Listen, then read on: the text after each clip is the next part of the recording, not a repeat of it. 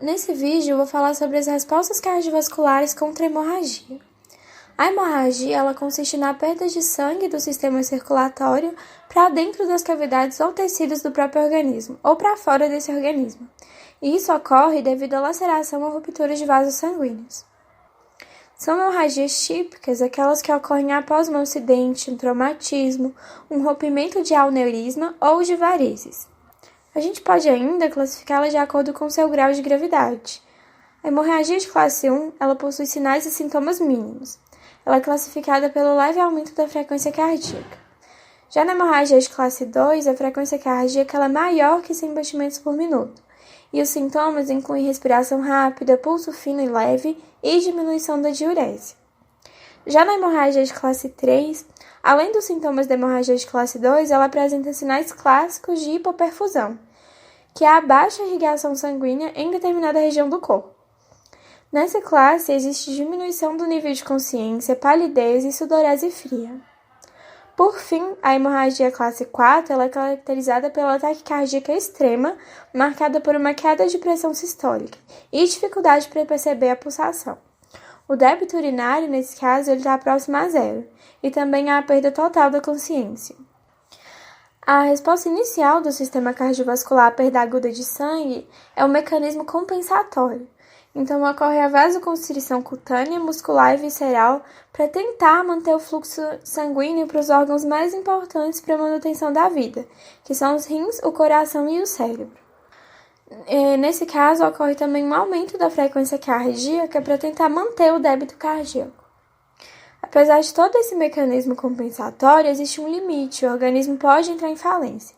Então, quando ocorre perda sanguínea e demora para repor esse sangue, pode ocorrer isquemia temporária dos tecidos, que é a redução do fluxo sanguíneo, com a liberação de substâncias típicas do metabolismo anaeróbio. Essas substâncias, elas são tóxicas. Então, após a perda, o volume sanguíneo ele deve começar sendo reposto através de soluções salinas diretamente na veia.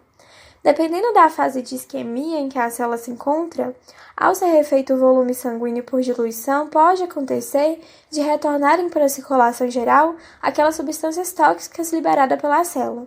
Isso é conhecido como a síndrome da reperfusão e causa muitos danos ao organismo. A hemorragia também causa choque hipovolêmico. Ela diminui a pressão de enchimento da circulação e tem como consequência a diminuição do retorno venoso. Sendo assim, o débito cardíaco ele cai abaixo do normal e acontece o choque. Com tantos danos que a hemorragia pode causar para o organismo, ela desencadeia respostas cardiovasculares para que o corpo consiga diminuir esses danos causados por esse desequilíbrio. E é sobre esses mecanismos que eu vou explicar agora. Vamos falar das respostas dos barorreceptores. Os barorreceptores eles são mecanorreceptores sensíveis à pressão ou estiramento. Assim, alterações da pressão arterial podem estirar mais ou menos os mecanorreceptores e isso resulta em uma variação no seu potencial de membrana. Essa variação pode disparar potenciais de ação que irão percorrer dos nervos aferentes ao tronco encefálico. O aumento da pressão arterial causa maior estiramento nos barorreceptores e maior frequência de disparo nos nervos aferentes. Já a diminuição da pressão arterial ela causa menos estiramento nos barorreceptores e menor frequência de disparo nos nervos aferentes. Solitário. Após essas informações ascenderem ao tronco encefálico, elas são integradas no bulbo, no núcleo do trato solitário. O bulbo ele vai direcionar as mudanças das atividades de vários centros cardiovasculares. O fluxo eferente parasimpático ele vai exercer a diminuição da frequência cardíaca. Já o fluxo simpático possui 4 funções: efeito sobre o nódo sinoatrial, que aumenta a frequência cardíaca, efeito sobre o músculo cardíaco, que vai aumentar a contratibilidade e volume sistólico, o efeito sobre as arteríolas, que vai produzir vasoconstrição e aumentar a resistência periférica total, e o efeito sobre as veias, que vai produzir a venoconstrição. Agora entendido esses mecanismos, vamos ver como os barorreceptores regulam a circulação em caso de hemorragia. A hemorragia tem como consequência a diminuição da pressão arterial. Em resposta à redução aguda na pressão arterial, o reflexo barorreceptor é ativado, tendendo a restaurar a pressão sanguínea de volta ao normal. Diminuições na pressão arterial produzem estiramento diminuído nos barorreceptores e frequência de disparo diminuída no nervo que conduz a informação.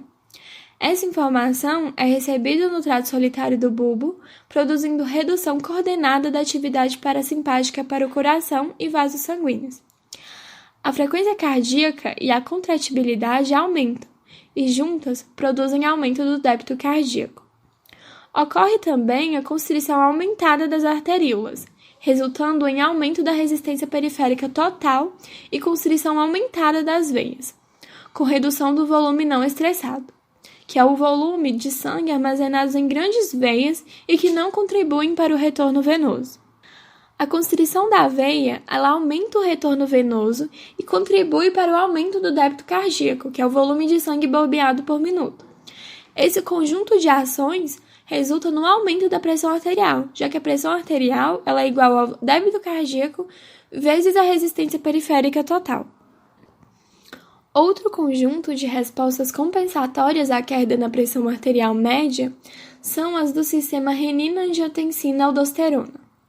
Quando a pressão arterial ela diminui, a pressão de perfusão renal diminui, o que estimula a secreção de renina pelas células renais justaglomerulares. A renina, por sua vez, aumenta a produção de angiotensina 1, que é então convertida em angiotensina 2. Essa angiotensina 2 ela tem duas ações principais. Uma delas é causar vasoconstrição arteriolar, reforçando e se somando ao aumento da resistência periférica total, pelo aumento do fluxo simpático para os vasos sanguíneos. Já a outra ação é estimular a secreção de aldosterona, que circula para os rins e causa aumento da reabsorção de sódio. Ao aumentar o teor corporal de sódio, a aldosterona aumenta o volume de líquido extracelular, aumentando assim o volume sanguíneo e reforçando o aumento do volume estressado, que resultou do desvio de sangue das veias para as artérias. As respostas vasculares também fazem parte do conjunto de mecanismos que agem em reação à hemorragia. No caso de uma hemorragia, os mecanismos da hemostasia são mobilizados. Inicialmente, ocorre uma vasoconstrição, que reduz o fluxo sanguíneo no vaso lesado, minimizando assim a perda de sangue no local, até que a ação conjunta das plaquetas e dos fatores de coagulação promova o tamponamento. Esse tamponamento perdura até que o tecido vascular lesado se regenere pela ação dos fibroblastos. Em seguida, ocorre a dissolução do tampão hemostásico.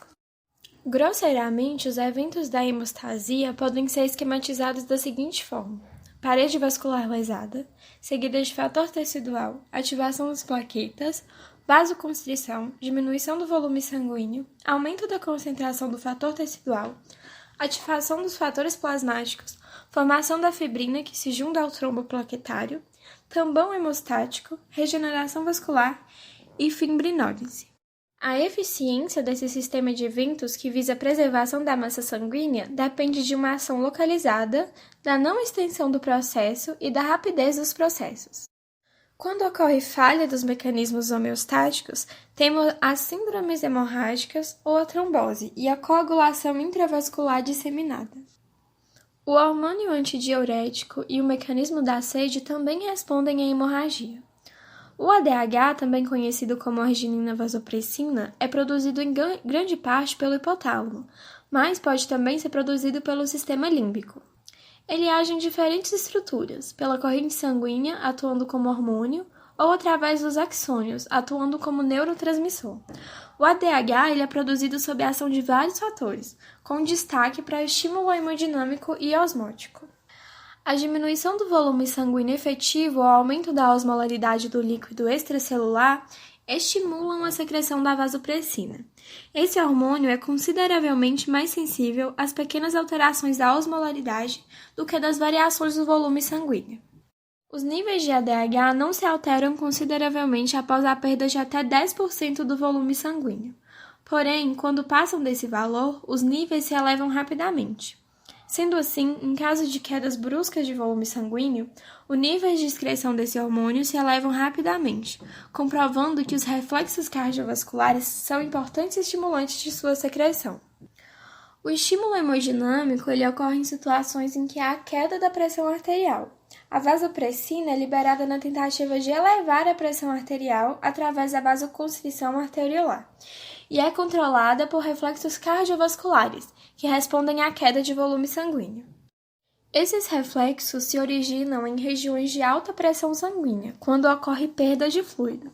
Os receptores espalhados pelo corpo percebem essa alteração e enviam estímulos para o hipotálamo para a liberação de ADH. Os baroreceptores fazem parte dessa resposta e são localizados nos receptores de alta pressão, como o arco aórtico e o seio carotídeo, e nos de baixa pressão, como os átrios cardíacos, que estão os receptores de estiramento, que percebem queda na pressão arterial. Os estímulos aferentes são conduzidos pelo nervo vago e glossofaríngeo e faz sinapses nos núcleos do trato solitário que retransmitem os sinais para os núcleos hipotalâmicos, que controlam a síntese e liberação de ADH. O centro da sede também tem um papel no controle dos sintomas da hemorragia. Em situações de perda de água, ocorre o aumento da osmolaridade do sangue, e há como resultado dessa alteração uma maior ingestão hídrica pelo indivíduo e maior retenção de água pelos rins. A máxima concentração urinária é obtida quando a concentração de ADH no plasma está um pouco acima do dobro do seu valor normal. Considerando sua ação antidiurética, existe uma relação inversa entre a concentração plasmática de vasopressina e o débito urinário. Quanto maior a concentração de vasopressina, menor será o débito urinário, e, portanto, maior a osmolaridade urinária. Logo, tamanha elevação nos níveis de concentração urinária não tem função sobre o ponto de vista de conservação hídrica, mas tem importância na estimulação de vasoconstrição periférica para manter a pressão arterial adequada.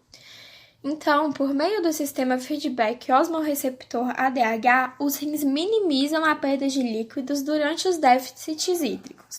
A ingestão adequada de líquidos é necessária para equilibrar sua perda. Para isso, o mecanismo da sede, associado ao mecanismo osmorreceptor, estimulam a ingestão de líquidos a fim de incentivar o consumo de água. Para isso, a área anteroventral do terceiro ventrículo promove a liberação de ADH, estimulando a sede. Os neurônios na área conhecida como centro da sede respondem à ingestão de soluções salinas hipertônicas. E é dessa forma que o organismo age durante uma hemorragia, respondendo à redução aguda na pressão arterial e tendendo a restaurar a pressão sanguínea de volta ao normal.